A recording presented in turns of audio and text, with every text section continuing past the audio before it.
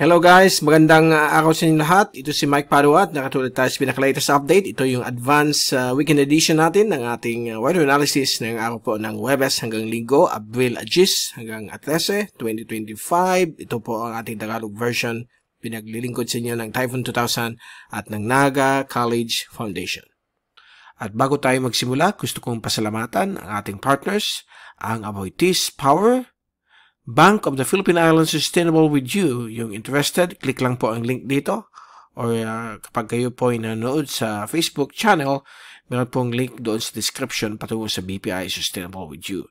Ang lokal na gobyerno ng Naga City, headed by our Honorable Mayor Nelson Legacion at ang ating Honorable Congressman ng ikatlong distrito ng Camarines Sur, Congressman Gabby Bordado.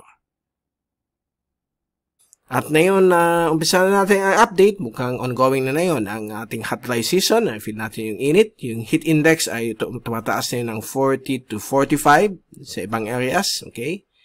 And then, we expect na pwede pang umabot ng 50 to 52 degrees centigrade yung ating nakakamdaman na init. But yung outside temperature, nasa 32 hanggang 34. So, we expect na umakiakit pa ng 35 to 36. Yan yung average highest temperature sa labas. Normal po yan. Ever since time immemorial, ganyan po talaga ang temperatura. Wala pa tayo nakikitang umabot ng lampas 52 pagdating sa heat index. So, sa latest na yon at sa ating fast animation, so nakikita po ninyo itong mga kaulapan, mga thunderstorms. Apektado po ang silangang Kabisayaan at northeastern Mindanao dahil po yan si easterlies. Mga post-effects pa rin yan ng La Nina na i-expect po natin in between hot dry season. May mga ulan po tayong inaasahan lalo na sa hapon o gabi. Lalong-lalo na po mga susunod na buwan. Okay? Hindi gaya last year, may El Nino pero sobrang init po. At nakita po natin dito sa ating zoom-in satellite animation mula sa windy.com itong mga thunderstorms na approaching Eastern Visayas, sa may Samar at Northeastern Mindanao. May mga localized thunderstorms din sa may Bukidnon area, northern part ng Davao Region, Socsagen, Zamboanga Peninsula. So, expect po natin. Dito naman po sa Luzon, may mga localized thunderstorms po sa may Cagayan Valley, sa may Isabela to be exact. Ang ibang bahagi po ay dry na dry dahil po sa extension po yan o ridge ng high pressure area nakasituated po dito sa may south of Japan. Pagkakaraniwan po yan pag ganitong time ng hot dry season. So, ngayong araw na ito, bukas, Sabado, Linggo hanggang Lunes, manatili po ang mahinang easterlies dito sa may silangang Pilipinas. Ang buong bansa ay magiging kalmado hanggang paiba-iba po ang direksyon ng hangin. A typical hot dry season type of climate. Hindi masyadong mahangin. Okay? May mga local breezes po tayong nakakanasan paghapon. Nakakatulong yan para maging presko po ang ating pakiramdam. At sa ulan naman po, ay mananatili pong sa mga araw po bukas, Friday, dito sa may Mindanao at Visayas, may mga localized thunderstorms.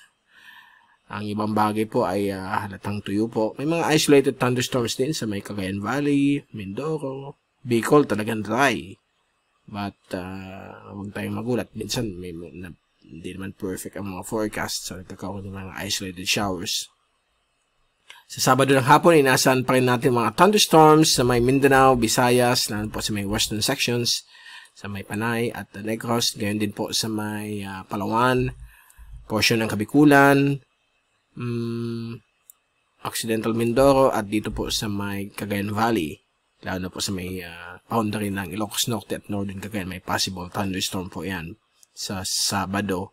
Sa Linggo, inaasahan po natin may mga thunderstorms pa rin sa Mindanao at Western Visayas, parts ng Northern Palawan, Occidental Mindoro, dito po sa may Metro Manila area, Southern Tagalog, may possible localized thunderstorm sa may Zambales. At dito rin po sa may Cordillera Administrative Region at Cagayan Valley.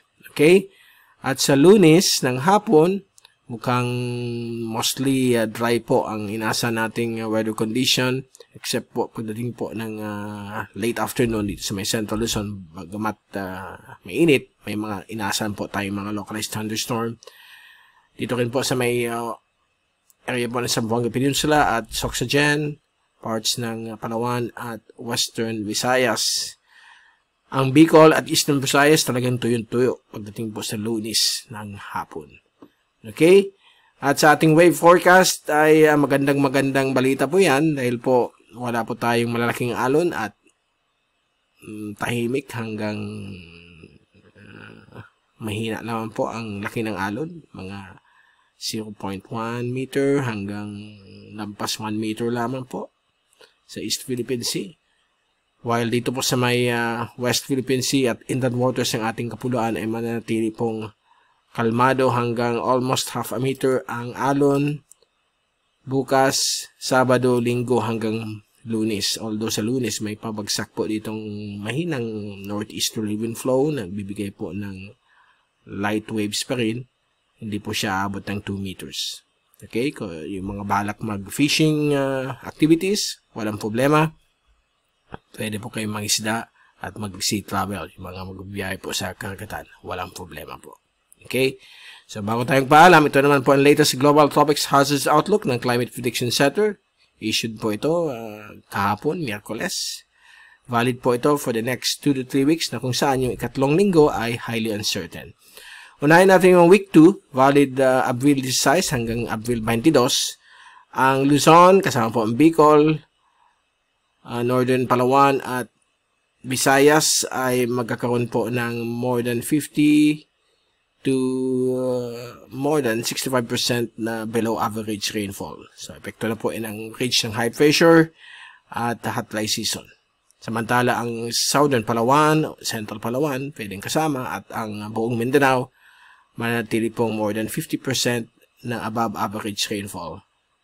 Dahil po yan sa ongoing easterlies, dala ng post-effects ng La Nina. Okay, so may mga ulan pa rin dyan, mga thunderstorms. Nakita naman po natin sa latest forecast for the next 4 days. Now, sa ikatlong linggo, valid Abril 23 hanggang Abril 29, ito ay highly uncertain, hindi pa sigurado, pwede magbago. Ang buong Pilipinas ay manatili pong nasa hot dry conditions. Samantala po ang parte po ng Visayas at buong Mindanao ay mananatili pong above, mananatiling more than 50% na above average rainfall. Okay? So, may mga thunderstorms pa rin yan hanggang katapusan ng Abril. So, yan po ang latest natin sa ating panahon na yung weekend. So, mag-enjoy tayo, magbakasyon kung may outing kayo. Sa beach, sa bundok, kung saan po kayo, kung saan ang lakad ninyo, mag-enjoy na lang po. Huwag lang yung kalimutan, magdala ng payong kasi hindi natin alam. Minsan may mga stray rain clouds na biglang uulan, biglang bubuhos. Okay? Kasi nasa post La Nina po tayo na yon. Ito po si Mike Pado magpapaalam. Mag-ingat po tayong lahat. Be #WeatherWiser. At maraming salamat po sa pagpanood nyo sa aking channel. God bless po sa inyo lahat.